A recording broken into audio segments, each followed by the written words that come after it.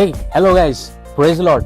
मेरा नाम है डेविड और मैं जैसे यहाँ पर टहल ही रहा था, थोड़ा सा एक्सरसाइज कर रहा था, तब तक सोच रहा था कि मैं किससे बातें करूं, तब तक आप लोग मुझे यहाँ पर दिखे।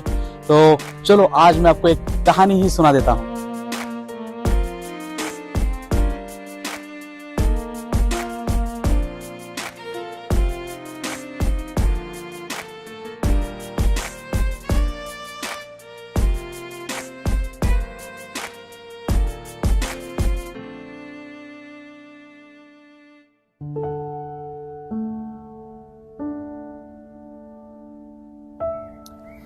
Praise Lord. मेरा नाम है डेविड आइवले। मैं इंडिया, महाराष्ट्र और मिरज से मैं आता हूँ। मैं आपको एक लड़के की ज़िंदगी की कहानी सुनाना चाहता हूँ, जिसका जीवन प्रभु यीशु मसीह ने बीमारी से उसे छुटकारा देकर उसे नया जीवन दिया। एक छोटे से शहर से एक बहुत ही मिडिल क्लास फैमिली जो थी, उनका जो परिस्थिति इतनी अच्छी नहीं थी और इस परिवार में माँ बाप दोनों भी काम करते थे और दो बच्चे वो स्कूल के लिए जाते थे, अपनी पढ़ाई कर रहे थे। और इसमें जो उनका घर का जो बड़ा बेटा है, ये कहानी उस लड़के की है और स्कूल जा रहा था, पढ़ाई कर रहा था और अचानक से एक दिन उसके जीवन में आता है कि वो उसके गर्दन पे एक छोटा सा गांठ जैसा कुछ एक तैयार हो जाता है। और वो गांठ होने के कारण बहुत सारे लोग उसको पूछने लगते हैं, जो गर्दन है, जो तुम्हारा नेक है, उस पर एक किस तरह से एक सूजन जैसी क्यों दिखाई दे रही है। वो बोलता है नहीं, मुझे तो ऐसा कुछ नहीं लग रहा, वो सब कुछ ठीक है। तो कुछ थोड़े दिन और बीतते गए और स्कूल जाता था, आता था, उसका वजन धीरे धीरे कम होने लगा था और वो जब आईने में खड़ा होता तो उसके पूरे बदन की सारी हड्डियां उसको दिखाई देती थी और देख के वो डर जाता था। मतलब ये उसका ही शरीर है, पूरा हड्डी पसली सारे सब कुछ उसको दिख रहा है और चेहरा भी बहुत सुकड़ सा ऐसा गया था। और उसके जो गर्दन की जो गांठ जो लोग उसे पूछ रहे थे, वो धीरे धीरे वो बढ़ने लगा था और बढ़ते उसकी गर्दन थोड़ी थोड़ी टेढ़ी होने लगी और लोग उसे पूछते थे, यार तुम देखते क्यों ऐसा टेढ़ा हो और तुम्हारा गर्दन ऐसा क्यों दिखाई दे रहा है, क्यों इतना सूजन वगैरह है उसके ऊपर। तो वो लड़का बोलता था कि नहीं, ऐसा तो कुछ नहीं, मैं तो सीधा देख रहा हूँ, मैं तो सही हूँ। और फिर उसने गौर जब किया तो उससे पता चला कि हाँ, सच में उसके गर्दन पर कुछ सूजन है। उसके घर वालों को उसने बताया और फिर धीरे धीरे थोड़ा दिन जब तक ये बात चली रही थी, तब तक ये गर्दन की सूजन बहुत ज़्यादा बढ़ गई थी। घर वाले परेशान हो गए और फिर उसको हॉस्पिटल पर लेकर गए। डॉक्टर ने कहा कि ये गांठ जो है, इससे एक छोटा सा सैंपल हमें लेना पड़ेगा तो पता चलेगा किस रीज़न से ये गांठ वहाँ पर उसके शरीर पे, उस पर नेक पर ये मौजूद है। तो उसे करने के लिए कुछ टेस्ट के अंदर उसको जाना पड़ा और फिर ब्लड टेस्ट वगैरह हो गया। डॉक्टर ने बता दिया। जब वो एक साथ बैठे थे, उन्होंने काउंसिल किया उस परिवार को और फिर माँ बाप जो परेशान थे, उनकी दादी जो परेशान थी, तो उनको इन्होंने बता दिया कि डायग्नोस क्या है। लेकिन ये बच्चे को पता नहीं था कि ये डायग्नोस क्या है। एक्चुअली ये जो गांठ थी, उस गांठ का जो रिजल्ट आ गया था वो था टीबी, और टीबी की गांठ हो गई थी। और उस समय ये बात, जब उसको ये टीबी का गांठ हो गया था, तो टीबी की दवाइयाँ जो थी वो बहुत ही महंगी ऐसी दवाई आती थी।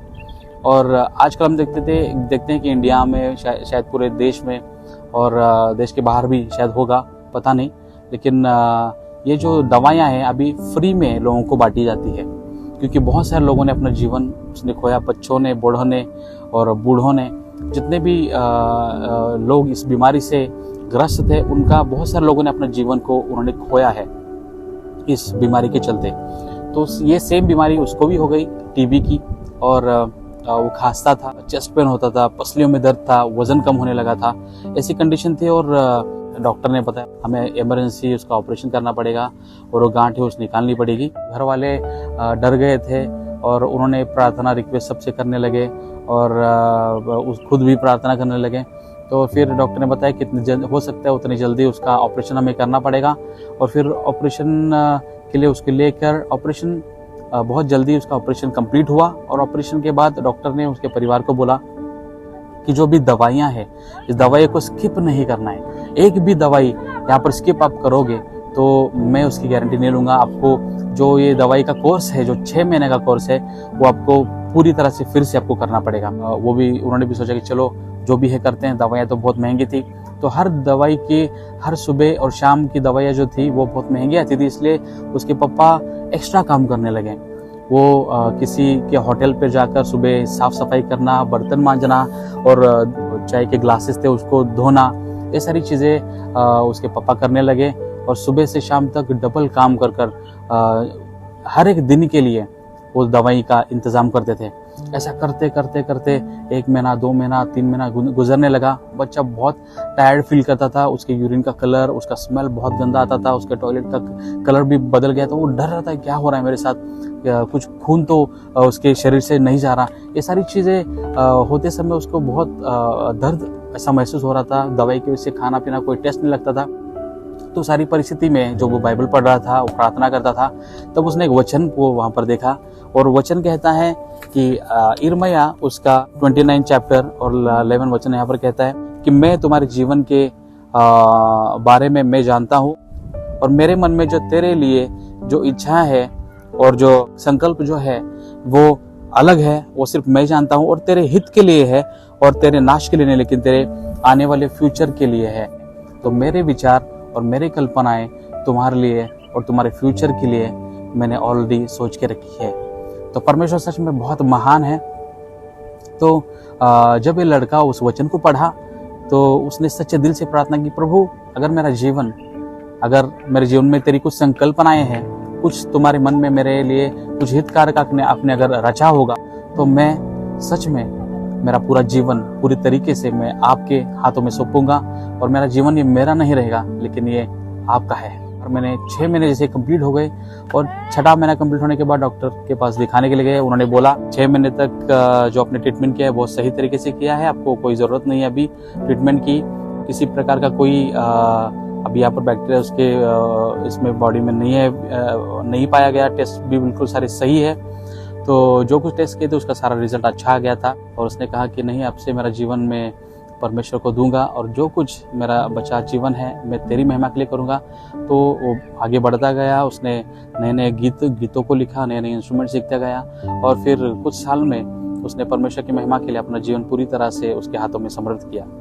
और वो लड़का चलते चलते नए नए गीत लिखते, स्तुति भक्ति करते करते हुए आज ये आपके सामने आके खड़ा हुआ है। जी हाँ, आपने बिल्कुल सही सुना। ये जो लड़की की कहानी है वो दरअसल ये मेरे जीवन की कहानी है। भले मैं क्रिश्चियन परिवार में जन्मा था, भले मेरा परिवार प्रार्थना करता था, लेकिन जब तक मैंने खुद यीशु मसीह का मैंने अनुभव नहीं लिया, तब तक मेरा जीवन पूरी तरह से नहीं बदला, और मैंने पूरी तरह से जो परमेश्वर की योजनाएं मैंने समझ के नहीं ली। और ये सब कुछ हुआ एक मीटिंग के दौरान, जब मैं एक मीटिंग के लिए गया था। 3 दिन की मीटिंग थी। उस मीटिंग के अंदर मैंने देखा कि 3rd डे एक पवित्र आत्मा का मैंने वहाँ पर अनुभव किया, और वहाँ पर एक प्रीचर आए थे। उन्होंने कहा कि विश्वास में तेरे पैर जो है बहुत मजबूत है, और परमेश्वर चाहता है कि आने वाले दिनों में तुम्हें वो यूज़ करना चाहता है, तुम्हारे द्वारा परमेश्वर की महिमा वो करके लेना चाहता है। जिस तरह से जॉन 3:16 में कहता है कि परमेश्वर ने पूरे जगत से ऐसा प्रेम किया कि उसने अपना एकलौता पुत्र हमें दे दिया, इसलिए कि ताकि जो कोई इस पर विश्वास रखे वो ना मरे लेकिन उसे अनंत काल का जीवन मिले। तो वही अनंत काल के जीवन में चलने के लिए मेरे जीवन की शुरुआत हुई। जो कुछ मेरा जीवन है वो मेरा है नहीं, क्योंकि वो उसके परमेश्वर की योजना में अभी मेरा जीवन है। तो मुझे जिस तरह से मैं चाहता हूँ वैसा नहीं, लेकिन जिस तरह से परमेश्वर तू चाहता है उस तरीके से तू मुझे चला। और उस मीटिंग के दौरान मैंने ऐसा एक अनुभव लिया जो आपके साथ मैं शेयर करना चाहता हूँ। वो ये था कि जब मैंने अपनी आंखों को बंद किया था, मैं प्रार्थना कर रहा था, और एक पवित्र आत्मा का अलग से एक महसूस मैं वहाँ पर कर सकता था। मेरी आंखें बंद थी। मैंने देखा कि एक नीला और थोड़ा सा हल्का सा लाल कलर का जो अग्नि था, वो अग्नि से मैं भर गया था। मेरे आसपास वो अग्नि जैसे कि झुलस रही थी, लेकिन वो मुझे छू नहीं रही थी। मुझे वो गर्म महसूस नहीं हो रहा था, लेकिन वो जो महसूस हो रहा था बहुत ही ठंडा सा एहसास था। और तब मैंने जाना कि नहीं, ये दूसरा तीसरा कोई नहीं, ये तो पवित्र आत्मा और उसका अनुभव है। और फिर मैंने मेरे जीवन में देखा कि परमेश्वर के लिए वो कार्य करने की इच्छा मुझ में जागी। मैंने नए नए इंस्ट्रूमेंट सीखे और नए नए गीत लिखना शुरू किया, जिस दाऊद लिखता था। और जिस तरह से आपका नाम है उस तरह से आप रिफ्लेक्ट करना चाहिए। तो जिस तरह से मेरा नाम है डेविड, तो उसी प्रकार जिस तरह से बाइबल में डेविड था, उसी प्रकार मैं भी चाहता हूँ कि मैं भी परमेश्वर के हृदय के पास ऐसा बनूँ। तो मेरे जीवन की शुरुआत मैंने अभी की है। ऐसी बहुत सी गवाहियाँ जो मेरे जीवन में हैं, जो मैं आपके साथ शेयर करूँगा, और वो भी अगले आने वाले कुछ वीडियोज़ में मैं आपके साथ वो भी अनुभव आपके साथ शेयर करूँगा। तो ये मेरा पहला अनुभव था जो परमेश्वर को मैंने अनुभव लिया था मेरे पूरे दिल से, और मैंने उसको स्वीकार किया एज मेरा पर्सनल सेवियर। उसके बाद मैंने बपतिस्मा ले लिया, और मेरा जीवन अब मैंने पूरी तरह से यीशु मसीह में और एक गवाही में मैंने चलना शुरू किया। तो धन्यवाद देता हूँ मेरी गवाही को सुनने के लिए, और ये छोटी सी कहानी मैंने जो आपके साथ शेयर की, आप भी लोगों के साथ शेयर कीजिए। हमने नया यूट्यूब चैनल शुरू किया है जो है यशुआ वॉरियर्स, और यशुआ वॉरियर्स का मैं कहना है कि यीशु के सैनिक, जो मैं अकेला ही नहीं लेकिन बहुत सी ऐसी गवाहियाँ इस दुनिया में हैं। इस लोग जो हमारे आसपास जो मंडराते हैं, उनके जीवन में परमेश्वर ने कार्य किया है, जो यीशु मसीह ने कार्य उनके जीवन में किया है, वो इस चैनल के द्वारा हम आप तक पहुंचाएंगे। तो मैं धन्यवाद देना चाहता हूं मेरी कहानी को सुनने के लिए, मेरे टेस्टिमनी को सुनने के लिए, और परमेश्वर से आप सभी को आशीष दे। धन्यवाद।